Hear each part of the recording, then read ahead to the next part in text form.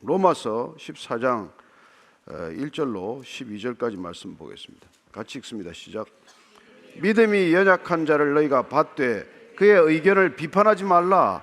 어떤 사람은 모든 것을 먹을 만한 믿음이 있고 믿음이 연약한 자는 채소만 먹느니라. 먹는 자는 먹지 않는 자를 업신여기지 말고 먹지 않는 자는 먹는 자를 비판하지 말라. 이는 하나님이 그를 받으셨음이라. 남의 하인을 비판하는 너는 누구냐? 그가 서 있는 것이라 넘어지는 것이 자기 주인에게 있으며 그가 세움을 받으리니 이는 그를 세우시는 권능이 주께 있음이라.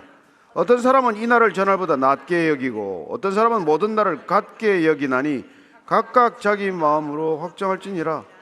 나를 중히 여기는 자도 주를 위하여 중히 여기고 먹는 자도 주를 위하여 먹으니 이는 하나님께 감사하며 먹지 않는 자도 주를 위하여 먹지 아니하며 하나님께 감사하느니라.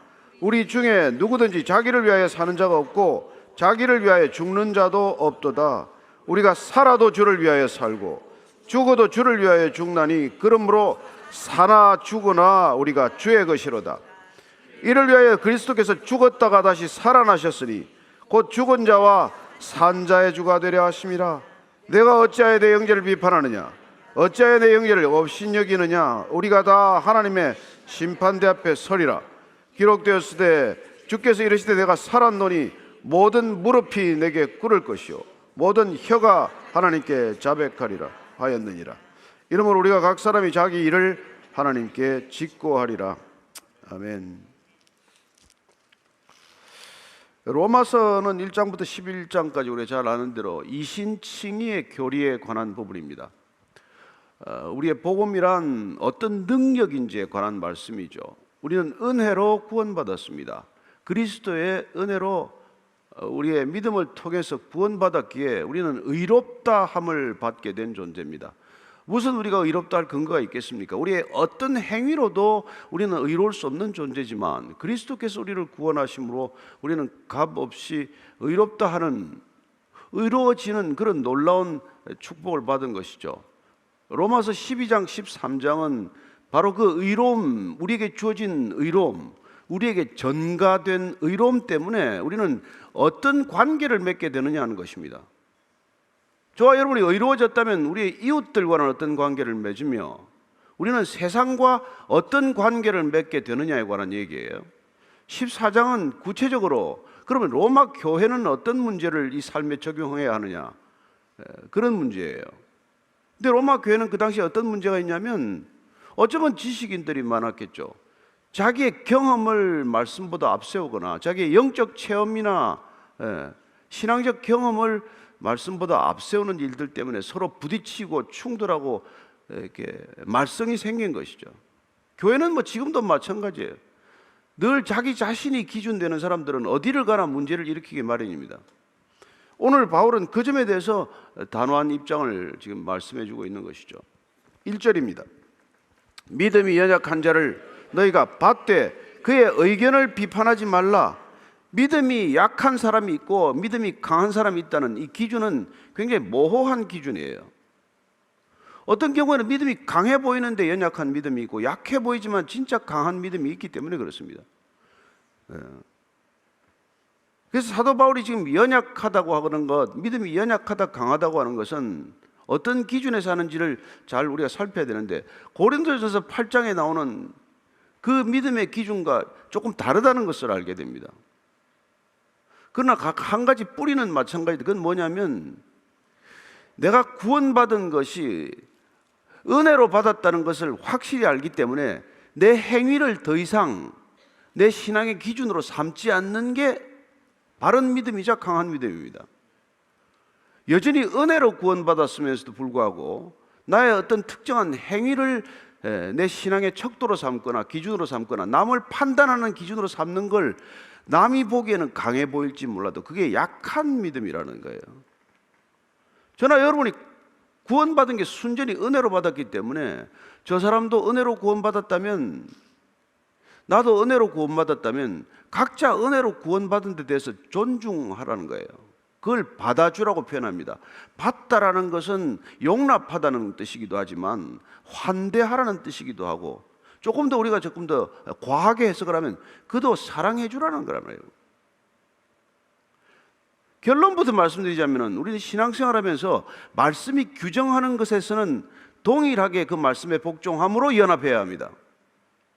그러나 말씀이 구체적으로 명시하지 않는 부분들이 많이 있잖아요. 그런 부분들에 대해서는 각자의 양심에 따른 판단, 복음의 기준을 지키지만 자기 양심에 비추어서 연결되어 있을 때, 내 양심과 말씀이 연결되어 있을 때 그걸 서로 존중해 줘야 돼. 그걸 받으라고 표현하는 거란 말이죠. 따라서 말씀이 명시되어 있고 말씀이 명확히 규정하는 데 대해서는 우리가 이론이 있어서는 안 됩니다. 그건 다 같이 복종하는 것이니까 그걸 통해서 우리 연합해야 하지만, 말씀이 분명한 명시가 되어 있지 않을 때는 그걸 서로 존중함으로써 그건 내가 가지고 있는 내 생각을 고집할 문제가 아니라는 것이죠. 그런 점에서는 서로가 자유해야 한다는 것입니다. 그 자유의 폭은 우리가 생각보다 커요. 그러나 그게 명시가 되어 있건 되어 있지 않건 더 큰 기본의 전제는 우리는 사랑으로 덕을 세우라는 것입니다. 말씀을 지키는 것도, 또 말씀에서 조금 자유한 자기가 해석을 하는 것도, 그게 교회라는 것을 세우는 큰 덕을 세우는 점에서, 사랑으로 섬기는 점에서 그 바탕을 이루어야 한다는 그런 얘기죠. 그래서 오늘 보면은 먼저 연약한 자를 너희들이 받아주되 그의 의견을 비판하지 말라. 명시가 되어 있지 않으니까 의견이 생기는 것이죠. 뭐 예를 들어서 뭐 이거 먹어라, 뭐 말라, 뭐 이런 거, 의식법에 관한 것, 정결법에 관한 것, 뭐 이런 것들은 구체적인 그게 없잖아요. 그런 것들에 대해서는 서로 비판하지 말라. 비판은 조금 더 강한 의미로 해석을 해줘야 되는 것이죠.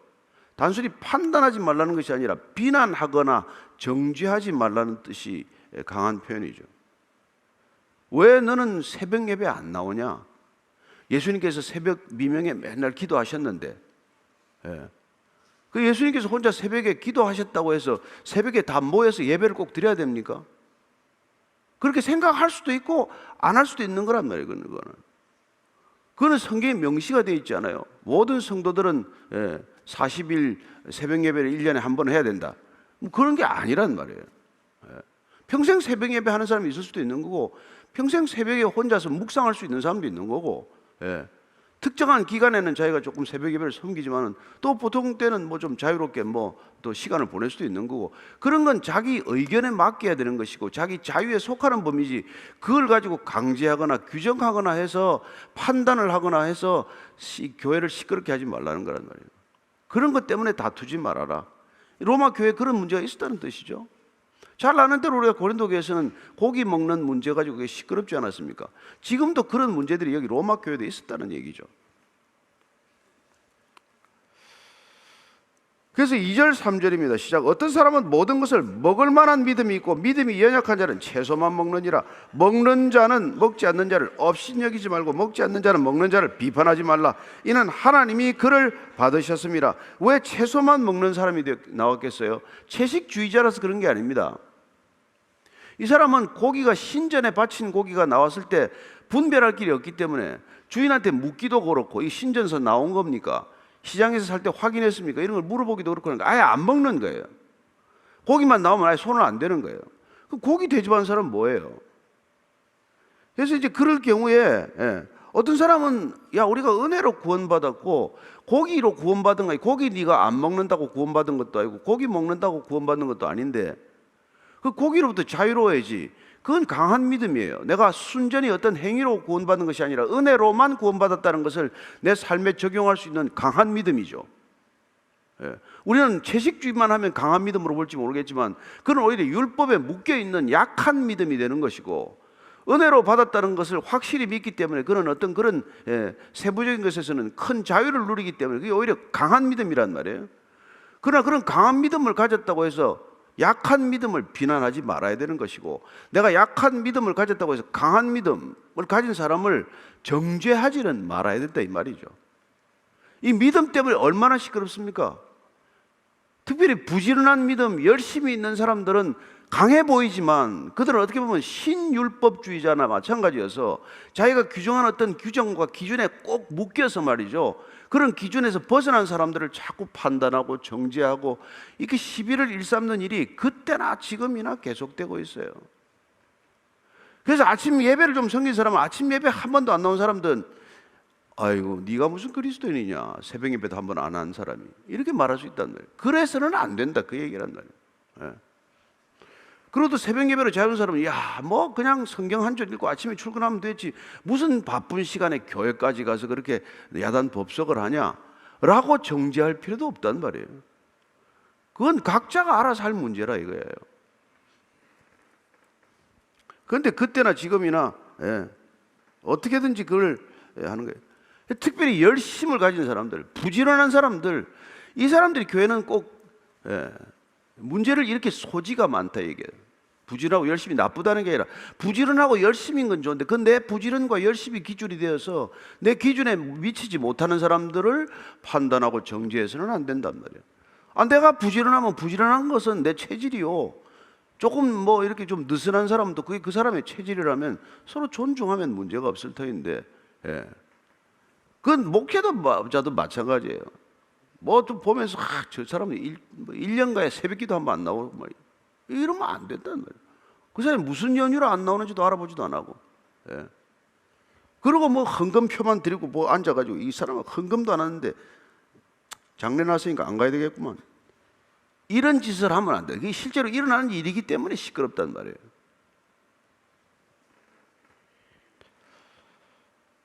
그래서 지금 4절 이렇게 말합니다. 시작. 남의 하인을 비판하는 너는 누구냐? 그가 서 있는 것이나 넘어지는 것이 자기 주인에게 있으며 그가 세움을 받으리니 이는 그를 세우시는 권능이 주께 있음이라. 왜 남의 하인을 네가 주인도 아니면서 비판하냐? 얼마나 속 시원하게 얘기합니까? 그가 서 있는 것이나 넘어지는 것이나 주인이 알아서 할 일이지 네가 왜 그러냐? 그러니까 우리가 같은 성도로 교회를 이렇게 섬기게 될 때 우린 다 주의 종이고 주님이 우리의 주인인데 주님께 맡겨라. 그가 이런 일을 하든 저런 일을 하든 네가 시비의 대상으로 삼지 말아라. 그 시비 삼는 에너지 가지고 너나 챙겨봐라, 그런 얘기하겠죠. 그래서 사도 바울은 그 점에서 굉장히 많은 얘기를 했어요. 고린도전서에서도 그 얘기가 주로 8장 이후에 쭉 얘기가 나온 거예요. 그래서 우상 제물에 관한 얘기를 한번 잠깐 읽고 지나가면 고린도전서 8장 1절입니다. 시작. 우상의 제물에 대하여는 우리가 다 지식이 있는 줄을 아나 지식은 교만하게 하며 사랑은 덕을 세우나니. 뭐 이거 뭐 우상 제물이 뭐 이게 뭐 시장을 통해서 나온 거다 뭐 아니다 뭐 이걸 알아봐야 그런 지식이라는 거 다 사람을 교만하게 만든다는 거예요. 야, 묻지 말고 먹으라 그러지 않았어요. 그런데 앞에 있는 사람이 아무래도 신전에서 나온 것 같은데 하고 그 사람이 못 먹고 있으면 그 사람을 생각해서 먹지 마라. 너는 먹을 자유가 있고 먹을 만큼 강한 믿음을 가졌지만은 약한 믿음을 배려하는 게 진짜 강한 믿음이다. 그게 바울이 얘기했던 거 아니에요? 그럼 사랑은 덕을 세운단 말이에요. 할 수 있지만 내가 스스로 자유를 제한함으로써 아직까지 자유를 누리지 못하는 사람들을 배려하는 그런 사랑이 교회에 있어야 교회가 세워진다는 것이죠. 이게 덕스러운 교회가 되는 것이죠. 근데 그런 게 없으면 그냥 교회가 팍팍해지는 거예요. 이게 한 번 더 합니다. 10장 보면은 10장 23절이네. 10장 23절 시작. 모든 것이 가하나 모든 것이 유익한 것은 아니요 모든 것이 가하나 모든 것이 덕을 세우는 것은 아니니. 굉장히 중요한 얘기예요. 나는 뭐 그냥 주님 만나고 나니까 너무 자유로워요, 정말. 진리 안에서 자유하는 이 자유보다 더 큰 자유와 기쁨이 없어요.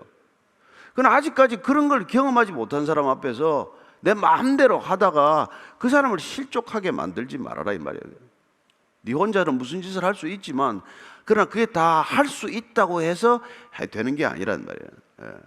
어른이니까 어른답게 마음대로 할 수 있죠. 그러나 애들이 있으면 애들 보는 앞에서는 조심해야 될 게 있잖아요. 말을 조심해야 되는 것도 있잖아요. 자기들끼리 안에서 뭐 밤에 술집에 앉아서 별 욕을 다 하더라도 국민들 앞에서는 써야 될 단어가 있고 안 써야 될 단어가 있잖아요. 예. 아무 소리나 입 달렸다고 다 해도 됩니까? 그게 목사도 그렇고 교수도 마찬가지고 그건 정치인도 마찬가지고 다 마찬가지예요. 할 수 있지만 그러나 그게 덕을 세우느냐 아니냐. 예? 국회 안에서 이런 소리 하는 게 덕이 되냐, 교회 안에서 이런 행동을 하는 게 덕이 되냐, 이런 걸 생각할 줄 아는 그런 성숙한 신앙을 요구하는 것이죠. 복음 안에서 성숙한 사람은 그런 것들이 가능하다, 그 얘기를 지금 하고 있는 것입니다. 예수님께서 안 한 말씀입니까? 다 하신 말씀이에요. 마태복음 7장 3절에서 5절까지입니다. 시작. 어찌하여 형제 눈 속에 있는 티는 보고 내 눈 속에 있는 들보는 깨닫지 못하느냐? 보라, 내 눈 속에 들보가 있는데 어찌하여 내 형제에게 말하기를 나로 내 눈 속에 있는 티를 빼게 하라 하겠느냐? 외식하는 자여, 먼저 내 눈 속에서 들보를 빼라. 그 후에 밝히 보고 형제의 눈 속에서 티를 빼리라. 왜 그렇게 남에 대해서 비판적이냐? 위선적이어서 그렇다는 거예요. 자기 잘못은 못 보고 자기 잘못은 적게 여기고 남의 잘못은 잘 보이고 남의 잘못은 크게 보이는 게 위선자의 대표적인 아주 그냥 증세 중에 하나라는 거죠. 그러니까 너부터 살펴보라. 그 사람도 주의 종이고 너도 주의 종이면 각자 주인 앞에서 바르게 살면 되는 거지. 예? 네가 무슨 주인 노릇을 하냐, 이런 얘기라는 거죠. 너는 주인이 아니다. 교회 주인은 인간이 아니다. 얼마나 속이 시원하면, 속 시원하네요? 예.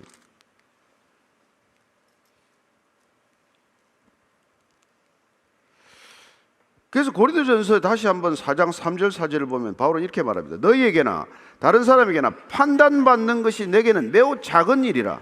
나도 나를 판단하지 아니하노니 내가 자책할 아무것도 깨닫지 못하나 이로 말미암아 의롭다 함을 얻지 못하노라. 다만 나를 심판하실 이는 주시니라. 이게 성숙의 굉장히 한 얘기란 말이에요. 난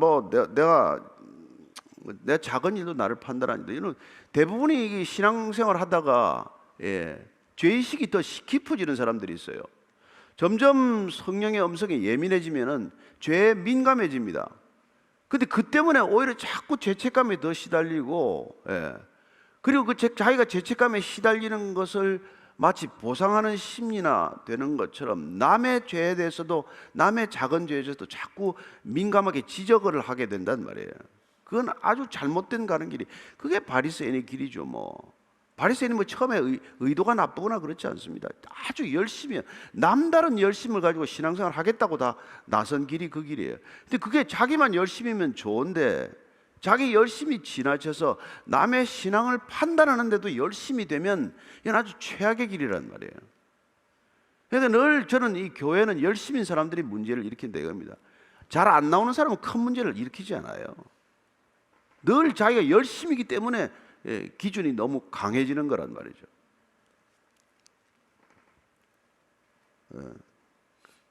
그래서 열심히 사람들은 늘 조심해야 합니다. 내 열심이 누구를 위한 열심인가? 내가 무엇 때문에 이렇게 열심을 내나? 내가 열심을 해서 하나님한테 뭘가 도움이 되나? 내 열심이 하나님을 내가 알아가고 사람을 사랑하는데 얼마나 도움이 됐나?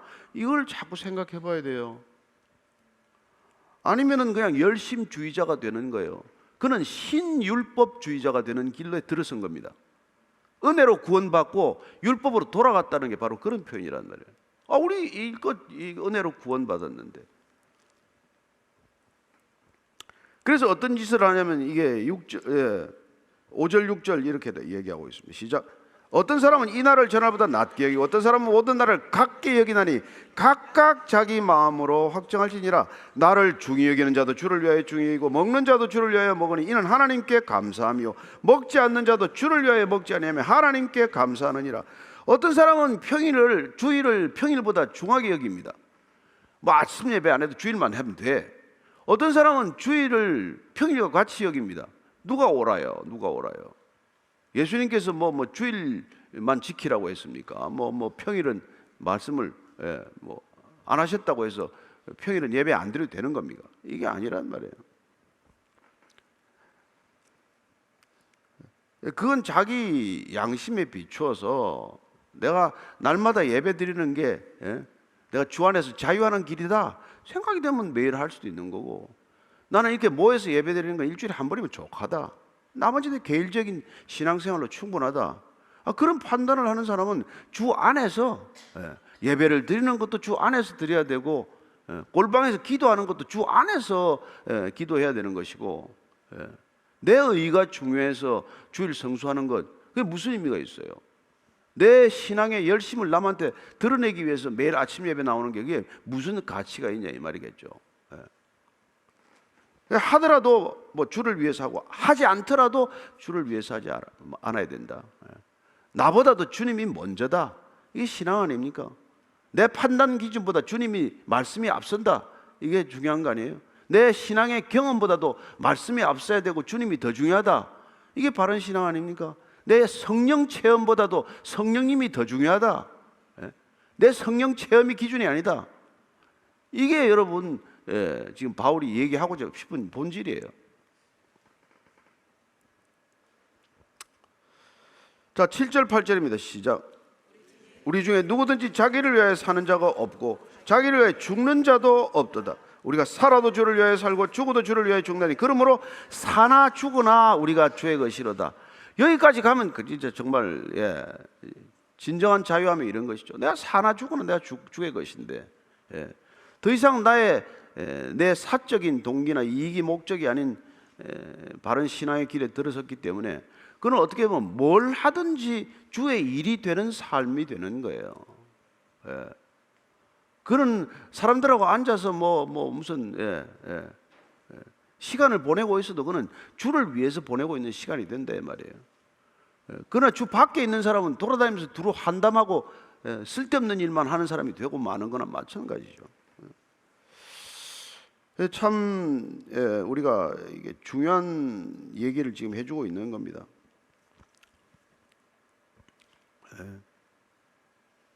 그래서 바울은 골로새 교회를 향해서 이렇게 단단히 지금 조심을 시키고 있는 예요.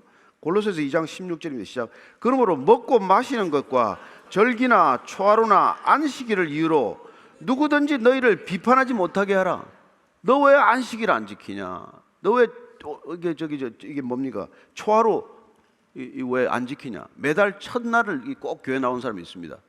10월 1일, 11월 1일 이런 날은 꼭 교회 나와야 된다고 생각하는 사람이 있어요. 근데 안 나오는 사람을 비판할 때 그 비판하게 그렇게 거기에 말려들지 말라는 거예요. 안식일을 이유로 비판하지 못하게 하라. 예수님 그러지 않았습니까? 안식일 날 아버지께서 일하시니 나도 일하신다. 왜 안식일 안 지키냐? 안식의 본질을 벗어난 안식일 규정 준수가 뭐가 의미가 있냐? 주님께서는 영적 갱신을 위해서 참된 노동으로부터의 쉼을 위해서 안식을 허락하셨는데 그건 너희들 사랑해서 안식하라고 그런 거야. 그러면 그 사랑이 본질이지 안식의 규정이 본질이 아니란 말이에요. 그 예수님께서는 십몇 년 동안이나 팔이 굽은 채로 있는 사람 팔 펴주는 게 그게 참된 안식이지. 그 사랑이 안식을 가져온다면 안식일 날 그 규정 범하는 게 뭐 이렇게 문제가 되냐? 그 얘기를 하시는 거란 말이에요. 그러니까 그게 안식일 논쟁이 됐건 절기 논쟁이 됐건 저 사람은 어떻게 성탄절 날 해외를 나가나? 아니 나 내버려 두세요. 가든지 말든지. 거기 가서도 은혜를 누리는 사람이 있고 여기 와서도 시험 드는 사람이 있잖아요. 그런 것들 가지고 너무 그렇게 시험 들지 말란 말이에요. 또 어떤 사람은 왜 저 사람은 꼭 이게 부활절, 성탄절 이럴 때만 교회 오나? 내버려 두세요. 안 오는 것보다 낫지. 그런 거 가지고 에너지를 다 쓰는 사람들이 있단 말이에요. 늘 남의 신앙이 눈에 어려운거려 가지고 자기를 살피는 데는 게을리하고 남을 살피는 데 너무 부지런한 사람이 되는 거예요. 교회 리더들 중에 그런 사람이 특별히 많습니다. 문제는 오늘 얘기하는 거예요. 사나 죽으나 니나 주를 위해서 살고 주를 위해 죽어라. 그러면 끝난 거다. 9절 10절입니다. 시작.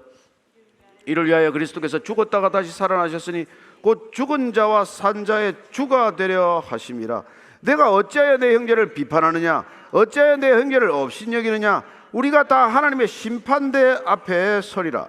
무슨 얘기죠? 그리스도께서 부활하셔서 우리가 죽은 자나 산 자의 주님이십니다. 우리는 그 주님 앞에 서는 것, 그걸 늘 의식하면서 살아야지 사람 의식하지 말라는 거예요. 그 사람이 이런 신앙생활, 이런 신앙의 모습이 시험거리를 삼지 말라는 겁니다. 왜 저 사람은 꼭 저 자리에 앉을까? 내버려 두세요. 그게 앉든 저기 앉든. 그리고 그 자리에 그 사람이 앉으면 가서 앉지 마. 그냥 배려하는 거예요. 그 사람은 믿음이 연약해서 거기 앉아야 기도가 된대요.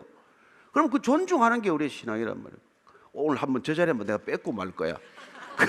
왜 그런 짓을 왜 하겠어요? 왜 그런 짓을 하냐는 말이에요. 할 필요 없죠.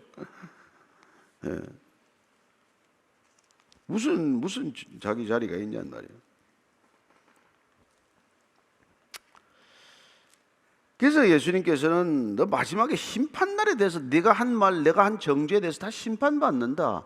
내가 하고 있는 모든 심판과 정죄가 바로 너를 심판하고 정죄하는 기준이 되고 말 거야. 마태복음 12장 36절 말씀 읽습니다. 네, 시작. 내가 너에게 이르노니 사람이 무슨 무익한 말을 하든지 심판날에 이에 대하여 신문을 받을 것이다. 아유, 여러분 섬뜩하지 않아요? 베드로전서 4장 5절입니다. 시작. 그들이 산 자와 죽은 자를 심판하기로 예비하신 이에게 사실대로 고하리라. 우리의 모든 것들이 주님 앞에서 그걸 다 얘기하는 자료가 될 거라는 거예요. 그러니까 남은 비판하지 말아라. 그래서 주님께서 비판하지 말라. 내가 비판하는 그 비판으로 내가 비판받을 것이고 내가 헤아리는 그 헤아림으로 헤아림을 받을 것이다. 그 말씀을 하는 것이죠. 분별하지 말라. 판단조차 하지 말라가 아닙니다. 그 판단이 지나쳐서 비난하지 말라. 정죄하지 말라. 너도 하인이고 그도 하인이다. 주인한테 맡겨라. 얼마나 쉬운 얘기예요. 11절 12절 읽고 마칩니다. 시작. 기록되었으되 주께서 이르시되 내가 살았노니 모든 무릎이 내게 꿇을 것이요 모든 혀가 하나님께 자백하리라 했느니라. 이러므로 우리 각 사람이 자기 일을 하나님께 짓고 하리라. 예. 우리의 양심은 복음이 주는 자유와 연결되어 있습니다. 그리고 그 양심이 연결되어 있다는 것을 항상 우리가 의식하기 때문에 그 우리의 양심과 복음의 자유는 함께 가야 합니다. 그게 오늘 이 본문이 의도하고자 하는 바예요. 그래서 우리가 하나님께서 명령하신 것, 그게 세세한 규정이 없을지라도 하나님께서는 그것을 분별할 수 있는 우리에게 양심을 주셨기 때문에 복음의 자유 안에서 그 양심에 비추어 하나님께 떳떳하면 뭐 괜찮은 거예요. 그건 여러분들이 어디 직장에 회식하는데 술 한 잔 앞에 놓고 앉아서도 적용이 되는 말씀이고, 지금 이렇게 무슨 그 광화문 집회니 여의도 집회니 무슨 이런 집회 가고 안 가고도 마찬가지 기준이에요. 가는 사람은 안 가는 사람 비판하지 마시고 안 가는 사람은 가는 사람 비판하지 마세요. 하나님께 맡기세요. 내가 내 양심에 비춰서 난 꼭 가야 되겠다. 그럼 조용히 갔다 오세요. 갔다 와서 왜 너는 안 오냐고 또 이런 거 하지 말고, 통독반 안에서 그런 얘기 하지 말고, 교회 안에서 그런 얘기 하지 말고. 예. 저도 가게 되면 조용히 갔다 올 것이고 안 가면 조용히 기도할 것이에요. 뭐 여러분들한테 가자 말자 할 게 뭐 있어요? 그 성경에 없는데 너 집회 때마다 나가라. 있으면 가세요. 우리가 신앙생활하면서 아주 중요한 기준을 지금 말씀해 주고 있는 거예요. 내 양심에 비추어서 내가 복음의 자유 안에서 그런 건 결정하라는 거란 말이에요. 근데 이 세상은 온통 서로를 비난하는 곳 아니에요? 오케이, 세상은 그렇게 비난하고 사는 곳이에요. 교회도 그래야 돼요? 교회도 이념으로 갈라져야 됩니까? 말이 안 되죠. 그건 주님의 십자가의 죽음을 헛되게 만드는 일이에요. 예. 우리가 정말 사랑이 동기라면 갈 수도 있고 안 갈 수도 있는 거고, 우리가 정말 나라와 민족을 사랑하면 기도 죽으라고 할 수 있는 거고, 가서 뭐 스피커를 들 수도 있는 거고, 그건 각자에게 맡기란 말이에요. 예. 저 사람 좌야 우야 목사, 나를 그렇게 쳐다보지 마세요. 나 그냥 예수님 따라갈 뿐이에요. 예. 오늘 기도할 때 나라와 민족을 위해서 우리가 기도합니다. 예. 그리고 정말 우리가 하지만 우리가 사랑이 동기가 아니라면, 우리 누구의 정죄하고 돌팔매질 한다면 정권이 바뀌어도 또 그 짓을 반복할 뿐이고, 나라는 하나도 국격이 달라지지 않는단 말이에요. 나라의 격을 높이건 인격을 높이건 그건 참된 복음밖에 없다는 것을 기억하십시오. 오늘 기도할 때 하나님, 제가 먼저 주 앞에 바로 서게 해주십시오. 그리고 제 안에 사랑이 있는지 한번 돌아보게 해주십시오. 제가 사랑한다면 제가 어디든지 있겠습니다. 주님 가라고 하는 곳마다 제가 서도록 하겠습니다. 그런 한번 기도를 조용히 한번 올려드리게 되길 바랍니다. 같이 기도하십시다. 하나님 아버지, 내가 올리 하다가 시간 다 보냅니다. 하나님, 그런 일 없게 하여 주옵소서. 하나님, 우리는 어디서든지 주님을 사랑할 수 있습니다. 병상에서도 주님을 사랑할 수 있고, 누워서도 기도할 수 있고, 하나님, 어떤 직업을 가지고도 주님 섬길 수 있습니다. 사람을 가르치는 것도, 남을 위해서 의사 가운을 입는 것도, 경찰이나 소방대원을 하더라도, 어떤 일을 하더라도 주님 섬길 수 있습니다. 하나님, 우리의 순수한 동기가 주 앞에서 정말 언젠가는 심판대에 서야 할 것을 늘 의식하고 살아가는 믿음의 사람들 되게 하여 주시옵소서. 하나님, 내가 올래, 당신이 올래 시비하다가 인생 끝나지 않게 해주십시오. 하나님, 사랑하기에도 부족한 시간입니다. 사랑하기에도 짧은 인생입니다. 하나님, 모든 것 사랑이 동기가 되게 하시고, 우리의 양심에 비추어 복음의 자유 안에서 주님께 떳떳하게 결정하고 믿음대로 살아가는 그리스도인들 되게 하여 주옵소서. 이제는 십자가에서 진정한 자유와 진정한 헌신을 위해서 우리에게 모든 피와 살을 쏟아부어 주신 우리 구주 예수 그리스도의 은혜와 아버지의 헤아릴 수 없는 사랑과 성령의 깨닫게 하심이, 오늘도 사도 바울이 절규하듯 비판하지 말아라, 그의 믿음을 받아주라, 그렇게 말씀하신 것 우리 마음에 담고 세상 가운데 나가기로 결단한 이 자리에 고개 숙인 참된 믿음의 사람들 위해 지금부터 영원까지 항상 함께 하시기를 간절히 축원하옵나이다. 아멘.